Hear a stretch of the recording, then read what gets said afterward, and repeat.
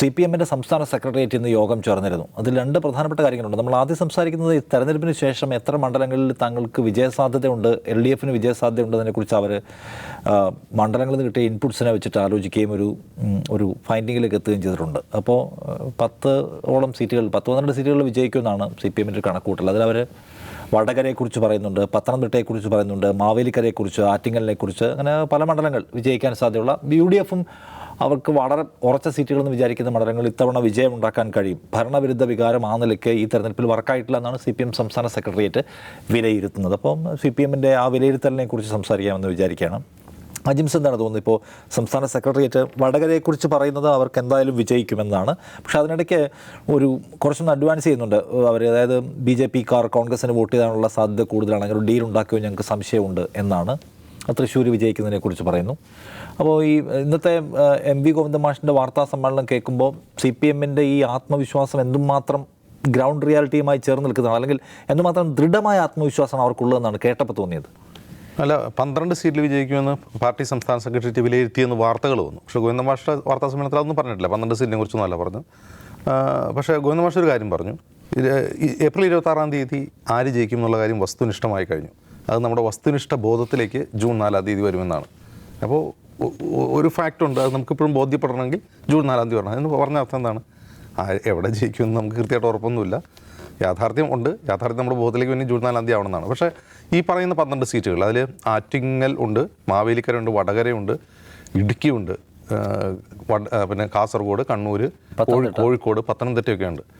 അപ്പോൾ ഇങ്ങനെയൊരു വിലയിരുത്തൽ എങ്ങനെ വന്നു എന്ന്, അത് എത്രമാത്രം വസ്തുനിഷ്ഠ ബോധത്തിന് യോജിക്കുന്നതാണെന്ന് എനിക്ക് മനസ്സിലായിട്ടില്ല. പക്ഷേ എങ്കിൽ പോലും വടകര വിജയിക്കും, തൃശ്ശൂർ വിജയിക്കും എന്നുള്ള ആത്മവിശ്വാസം അത് ചെറുതല്ല. അങ്ങനെ ഒരു ആത്മവിശ്വാസം ഉണ്ടെങ്കിൽ, അത് യഥാർത്ഥത്തിൽ അങ്ങനെ വിലയിരുത്തുന്നെങ്കിൽ അത് ചെറിയ കാര്യമല്ല. കാരണം ഭരണവിരുദ്ധ വികാരം, പല രീതിയിലുള്ള തെരഞ്ഞെടുപ്പ് പ്രചാരണ രീതികൾ, വടകരയിലേക്ക് എന്ന് പറഞ്ഞാൽ ഒരുതരം സാമുദായിക ലെവലിലേക്ക് ഇരു മുന്നണികളുടെയും പ്രചാരണം പോയി എന്നാണ് നമുക്ക് അവസാന ഘട്ടത്തിൽ തോന്നുക. അത്രമാത്രം ഒരു സോഷ്യൽ ഡിവൈഡ് ഉണ്ടാക്കുന്ന വിധത്തിലുള്ള പ്രചാരണങ്ങൾ ഉണ്ടായിക്കഴിഞ്ഞു. അങ്ങനെയൊക്കെ ആയിട്ട് ഇത്രയും കലുഷിതമായൊരു തെരഞ്ഞെടുപ്പ് പ്രചാരണത്തിലും ഇടതുമുന്നണിക്ക് 12 സീറ്റ് കിട്ടുമെന്നാണ് ആത്മവിശ്വാസമെങ്കിൽ എന്താണ് മനസ്സിലാക്കേണ്ടത്? LDF ഭരണവിരുദ്ധ വികാരം എന്ന നമുക്ക് എവിഡൻ്റ് ആയിട്ടുള്ള ഒരു കാര്യത്തെ അവർ പ്രചാരണപരമായി മറികടന്നു. അത് ഒരർത്ഥത്തിൽ നല്ലതാണ്. കാരണം അതിനെ മറികടക്കാൻ വേണ്ടിയാണ് ദേശീയ രാഷ്ട്രീയ സംഭവങ്ങളെ കൂടുതൽ തെരഞ്ഞെടുപ്പ് പ്രചാരണ വിഷയമാക്കി LDF മുന്നോട്ട് കൊണ്ടുവന്നത്. അങ്ങനെയെങ്കിൽ അതൊരു വളരെ പോസിറ്റീവായ ഒരു ക്യാമ്പയിനിങ് ആയിരുന്നു എന്ന് വിലയിരുത്തേണ്ടി വരും. പക്ഷേ ഈ പറഞ്ഞതുപോലെ ഗോവിന്ദൻ മാസ്റ്റർ പറയുന്ന ഈ 12 സീറ്റ് ഒരു വസ്തുനിഷ്ഠ ബോധത്തിൽ അനുയോജിക്കുന്നതാണോ എന്നുള്ളത് നമുക്ക് വീണ്ടും ചർച്ച ചെയ്യേണ്ടി വരും. കാരണം പോൾ പെർസെൻറ്റേജ് കുറഞ്ഞത്, അങ്ങനെ പല ഘടകങ്ങൾ അതിലുണ്ട്. അത് എത്രമാത്രം LDFന് അനുകൂലമാകും. LDF എല്ലാ വോട്ടും പോൾ ചെയ്യപ്പെടാത്തത് UDFൻ്റെയും BJPയുടെ വോട്ടാണെന്ന് നമ്മൾ സമ്മതിച്ചാൽ പോലും ഈ പറയുന്ന സീറ്റുകൾ, ഇടുക്കി ഉൾപ്പെടെയുള്ള സീറ്റുകളിൽ അത് എത്രമാത്രം പ്രതിഫലിക്കും നമുക്ക് ജൂൺ 4-ാം തീയതി മനസ്സിലാവും. സാർ, ഇടുക്കിയിൽ ജയിക്കുമെന്ന് പറയുന്നത്, വടകരയിൽ ഞങ്ങൾ എന്തായാലും ജയിക്കുമെന്ന് പറയുന്നത്, പിന്നെയും പല സീറ്റുകൾ അവർ മാവേലിക്കരയെക്കുറിച്ച് പറയുന്നത്, അപ്പോൾ LDFൻ്റെ ഒരു കണക്കുകൂട്ടലിന് അവരെ സഹായിക്കുന്ന ഘടകങ്ങൾ എന്തൊക്കെയായിരിക്കും തോന്നുന്നത്? അതോ അത് കേവലമായ അവകാശവാദമാണോ? അല്ല, കേവലമായ അവകാശവാദം എന്ന് പറയാൻ കഴിയില്ല. ഇപ്പോൾ അവരുടെ തന്നെ കണക്കുകൂട്ടൽ ഈ അടിസ്ഥാനപ്പെടുത്തിയിരിക്കുന്ന ഏതാണ്ട് 25,000 ബൂത്തുകളിൽ നിന്ന് അവർക്ക് കിട്ടിയ വിവരങ്ങൾ ആണ് എന്നാണ് അവരുടെ തന്നെ കണക്കുകൂട്ടലാണ്. പക്ഷേ ഇതിനകത്തൊരു പ്രോബ്ലം ഉള്ളത് എന്താണെന്ന് വെച്ചാൽ, ഈ കണക്ക് കൂട്ടുന്നത് എങ്ങനെയാണ് എന്നുള്ളതാണ്. ആ കണക്കുകൂട്ടൽ എന്ന് വെച്ചാൽ പോൾ ചെയ്യാൻ വരുന്ന ആളുകളെ കണ്ട് മനസ്സിലാക്കി അവരിൽ നിന്ന് അവരെക്കുറിച്ചുള്ള സൂചന അനുസരിച്ച്, കാരണം ഇവർ സ്ക്വാഡുകളായിട്ട് നിത്യേന വീടുകളിലൊക്കെ പോവും. അത്ര പഴയതുപോലെ വളരെ മികച്ച നിലയിലല്ലെങ്കിലും ഇപ്പോഴും എല്ലാ ദിവസവും വീടുകളിലേക്ക് പോവുക, രാവിലെ ഒന്ന് പോയി കണ്ട വിശേഷങ്ങൾ ചോദിക്കുക, അവരുടെ വോട്ട് ഉറപ്പിക്കുക തുടങ്ങിയ സ്ക്വാഡ് പ്രവർത്തനങ്ങളിലൊക്കെ LDF കൃത്യമായി പിന്നെ നടത്താറുണ്ട്. അപ്പോൾ അങ്ങനെ നടത്തിയതിൻ്റെ അടിസ്ഥാനത്തിൽ കിട്ടുന്ന ഒരു വിശ്വാസമാണത്. ആ വിശ്വാസത്തിനടുത്തുള്ള അത് ഇയാൾ വോട്ട് ചെയ്യാൻ കയറിയിട്ടുണ്ട്, അയാളുടെ വോട്ട് നമുക്ക് തന്നെ ആയിരിക്കും എന്നുള്ള വിശ്വാസം. ഇങ്ങനെ കിട്ടുന്ന വിവരത്തിൻ്റെ അടിസ്ഥാനത്തിലാണ് അത് 25,000 ബൂത്തുകളിൽ നിന്നാണെന്നാണ് പറഞ്ഞത്. പക്ഷേ ഇതിൽ പറയേണ്ട ഒരു തമാശ, പക്ഷേ അത് ഇപ്പോൾ നമ്മുടെ സോവിയറ്റ് യൂണിയന് ശേഷം പിന്നെ ഈസ്റ്റേൺ ബ്ലോക്ക് ഇങ്ങനെ പതിയെ തകർന്നു തുടങ്ങുന്ന ആ ഘട്ടത്തിൽ റുമാനിയയിൽ സന്ദർശനത്തിന് പോയിരുന്നു സീതാറാം യെച്ചൂരി. അപ്പോൾ സീതാറാം യെച്ചൂരി തിരിച്ചു വന്നിട്ട് പറഞ്ഞു റുമാനിയയിൽ ഒരു പ്രോബ്ലം ഇല്ല, അവിടെ പ്രശ്നമൊന്നും ഉണ്ടാവില്ല എന്ന് പറഞ്ഞു. അപ്പോൾ പക്ഷേ തൊട്ട് പിറകെ റുമാനിയ ചെഷസ്ക്യൂ കൊല്ലപ്പെട്ടു, അവിടെ ഭരണം പോയി. അപ്പോൾ അങ്ങനെ വന്നപ്പോൾ CPM PBയിൽ ഒരു ചർച്ച നടന്നു. യെച്ചൂരി യഥാർത്ഥത്തിൽ നമ്മളോട് കളവ് പറഞ്ഞതാണോ എന്നൊരു ചർച്ച നടന്നു.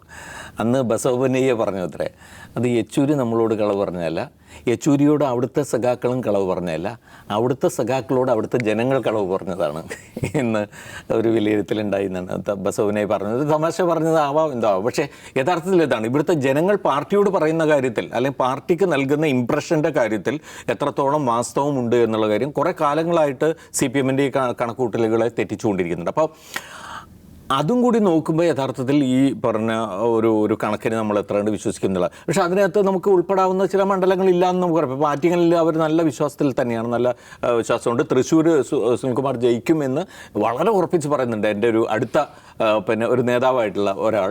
അതുപോലെ തന്നെ മറ്റിടങ്ങളിൽ ഇപ്പോൾ കണ്ണൂർ, കാസർഗോഡൊക്കെ ഞാൻ എൻ്റെ പരിചയമുള്ള നേതാക്കളുമായിട്ടും സുഹൃത്തുക്കളായിട്ടൊക്കെ സംസാരിക്കുമ്പോൾ അവർ പറയുന്ന കണക്കനുസരിച്ച് കിട്ടും, എന്ത് തന്നെയാലും ഉറപ്പാണ്. പത്തനംതിട്ട പോളിംഗ് പെർസെൻറ്റേജ് കുറഞ്ഞതോടുകൂടി, അതും പ്രത്യേകിച്ച് UDFൻ്റെ മേഖലകളിലാണ് പോളിംഗ് പെർസെൻറ്റ് കുറഞ്ഞത് എന്ന് പറയുന്നു. അപ്പോൾ അതുകൊണ്ട് സാധ്യതയുണ്ട് എന്നുള്ളതാണ്. മറ്റൊരു കാര്യം പറയുന്നത് UDF സ്ഥാനാർത്ഥികളുടെ ബോഡി ലാംഗ്വേജ്, അതിനുശേഷം അവർ പറഞ്ഞത് അത്രയും അവർ വളരെ ഡിഫെൻസീവിൽ നിന്നിട്ടാണ് സംസാരിച്ചത് തുടങ്ങിയ കാര്യങ്ങൾ പറഞ്ഞത്. പക്ഷേ വടകരയുടെ കാര്യത്തിൽ ഗോവിന്ദ മാഷ് പറഞ്ഞല്ലോ, ഏത് BJP വോട്ട് ഷാഫിക്ക് പോയിട്ടുണ്ട് എന്ന്. അങ്ങനെ പറയുന്നുണ്ടെങ്കിൽ അത് നേരത്തെ ഒരു മുൻകൂർ ജാമ്യമായിട്ട് നമ്മൾ കാണേണ്ടി വരും എന്നാണ് എനിക്ക് തോന്നുന്നത്. അദ്ദേഹം അത് സമ്മതിച്ചു തരുന്നില്ല, അല്ല ജയിക്കും, എന്നാലും ജയിക്കും എന്നാണ് പറയുന്നത്. പക്ഷേ ഒരു കാരണം നേരത്തെ അവർ കണ്ടെത്തിയിട്ടുണ്ട് എന്നുള്ളതാണ് നമ്മൾ മനസ്സിലാക്കേണ്ടത്. അപ്പോൾ ഇതെല്ലാം പാർട്ടിയുടെ തന്നെ ഇക്കാര്യത്തിലുള്ള അസസ്മെൻറ്റിൻ്റെ അടിസ്ഥാനത്തിൽ, അത് ഊഹാപോഹം എന്ന് നമുക്ക് പറയാൻ കഴിയില്ലെങ്കിലും അത് എത്ര കണ്ട് നേരത്തെ പറഞ്ഞ പോലെ വസ്തുനിഷ്ഠമാണ്, വസ്തുതാപരമാണ്, വിശ്വസിക്കാവുന്നതാണ് എന്നൊക്കെ നമുക്ക് മനസ്സിലാക്കി എടുക്കേണ്ടി വരും. അത് കുറച്ചുകൂടി സമയം എടുക്കേണ്ടി വരുന്നതാണ്. പിന്നെ ഒരു കാര്യം എന്ന് വെച്ചാൽ ഈ തരംഗമില്ല എന്നുള്ള സംഗതി വേണമെങ്കിൽ നമുക്ക് പറയാം. പോളിംഗ് പെർസെൻറ്റേജ് കുറഞ്ഞതുകൊണ്ട് തരംഗം ഉണ്ടായിട്ടുണ്ടെങ്കിൽ അത് കഴിഞ്ഞ തവണ അതാണല്ലോ സംഭവിച്ചത്. 77 മേലെ പോയി, അല്ലെങ്കിൽ 77% വരെയൊക്കെ എത്തിയിട്ടുണ്ടെങ്കിൽ അത് തരംഗത്തിൻ്റെ സൂചന തന്നെയായിരുന്നു എന്നുള്ളതാണ്. ഇത്തവണ അതില്ല. അതുകൊണ്ട് UDFന് അനുകൂലമായ ഒരു തരംഗമില്ല എന്നതിൻ്റെ അർത്ഥം LDFന് ചില സീറ്റുകൾ കിട്ടിയേക്കാം. ഒരു കാര്യം കൂടി എനിക്ക് പറയാനുണ്ട്, അതായത് ഇവർ ഈ കണക്ക് കൂട്ടിയ സീറ്റുകളിൽ തിരുവനന്തപുരം പെടുന്നില്ല എങ്കിൽ തിരുവനന്തപുരത്ത് ശശി തരൂർ ജയിക്കും എന്നാണ് എൻ്റെ ഒരു പ്രതീക്ഷ. അതുമാത്രമല്ല, എന്താണ് BJP അക്കൗണ്ട് തുറക്കില്ല എന്ന് അസന്നിഗ്ധമായി പറയുന്നുണ്ട് മുഖ്യമന്ത്രി MV ഗോവിന്ദ മാസ്റ്ററും. പക്ഷേ BJP തൃശ്ശൂർ ജയിക്കുമെന്ന് BJP വലിയ തോതിൽ ആത്മവിശ്വാസം പ്രകടിപ്പിക്കുന്നുണ്ട്. അവർ ജയിക്കുമെന്നാണ് പറയുന്നത്. അപ്പോൾ അത് ഞാൻ പറയുന്നത് ഈ പാർട്ടികൾക്ക് ജനങ്ങളുടെ പൾസ് പൂർണ്ണമായിട്ട് മനസ്സിലാക്കാൻ കഴിയുന്നുണ്ടോ എന്നുള്ള കാര്യത്തിൽ ഈ കഴിഞ്ഞ കുറേ സമീപകാലത്തെ തെരഞ്ഞെടുപ്പുകളായിട്ട് എനിക്ക് സംശയമാണ്. ആദ്യത്തെ അരുവിക്കരയിലെ ബൈ ഇലക്ഷൻ നടക്കുമ്പോൾ CPMൻ്റെ കണക്ക് അവർ ജയിക്കാൻ പോകുന്നതായിരുന്നു. പിണറായി വിജയൻ നേരിട്ട് നേതൃത്വം കൊടുത്ത തെരഞ്ഞെടുപ്പായിരുന്നു. കണക്ക് തെറ്റിപ്പോയി. പക്ഷേ തൃശ്ശൂരിലെ BJP അവരുടെ നന്ദി പ്രകാശന ഗാനം, ആഹ്ലാദ പ്രകടന ഗാനം തയ്യാറാക്കിക്കൊണ്ടിരിക്കുന്നതാണ് ഒരു സുഹൃത്ത്, BJP സുഹൃത്ത് തൃശ്ശൂരിൽ എന്ന് പറഞ്ഞത്. അപ്പോൾ എന്തായാലും കണക്കുകൾ, ആത്മവിശ്വാസ പ്രകടനങ്ങൾ അത് നടക്കുന്നുണ്ട്. എനിക്ക് തോന്നുന്നു ഇത്രയും സങ്കീർണമായ ഒരു കാര്യങ്ങൾ അങ്ങനെ പറയാൻ കഴിയാത്ത സങ്കീർണതയുള്ള തെരഞ്ഞെടുപ്പ് സമീപകാലത്ത് ആദ്യമായിരിക്കും തോന്നുന്നു. നമുക്ക് കാത്തിരിക്കാം.